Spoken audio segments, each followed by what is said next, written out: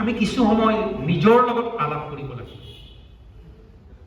মই নিজে অনুভৱ কৰোঁ, মই কবিতা লিখা মানুহ নহয়, কিন্তু মই অনুভৱ কৰোঁ যে কবিতা লেখাটো যেনেকৈ টান কাম, কবিতা পঢ়াটো বৰ টান কাম।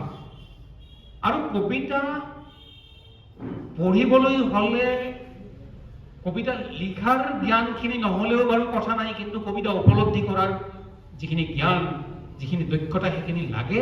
আৰু সেইখিনিও সহজে আয়ত্ত কৰা বস্তু নহয়, এদিনতে আয়ত্ত কৰা বস্তু নহয়, সেইখিনিৰ কাৰণেও কিছু চৰ্চাৰ প্ৰয়োজন হয়। মই নিজে এই কবিতাটো পঢ়ি কিছু সময় মই ভাবিছোঁ যে ইয়াত কিবা এটা কথা আছে, যিখিনি কথাই মোৰ মনত বাৰে বাৰে খুন্দা মাৰি আছে।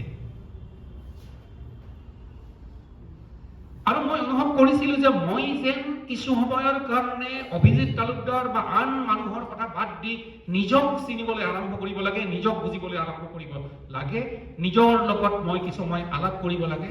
আৰু সেই আলাপখিনি সম্পূৰ্ণ হোৱাৰ পাছতহে কিজানি অভিজিত তালুকদাৰে লিখা এই কবিতাটো মই বুজি পাম। এই যে এনেদৰে কিছু সময়ৰ কাৰণে মোক যে ভবাইছে তেওঁ, কিছু সময়ৰ কাৰণে যে তেওঁ মোৰ মুখামুখি মোৰ সৈতে কৰাইছে, সেইটো তেওঁৰ কৃতিত্ব।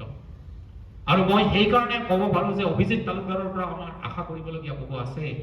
আৰু আমি আশা কৰিম, আমি বিচাৰিম যে অভিজিত তালুকদাৰৰ এই দুৰন্ত গতি অটুট থাকক, তেওঁ ভাগৰি নপৰক। অভিজিত তালুকদাৰক মই অভিনন্দন জনাইছোঁ। আজি এটা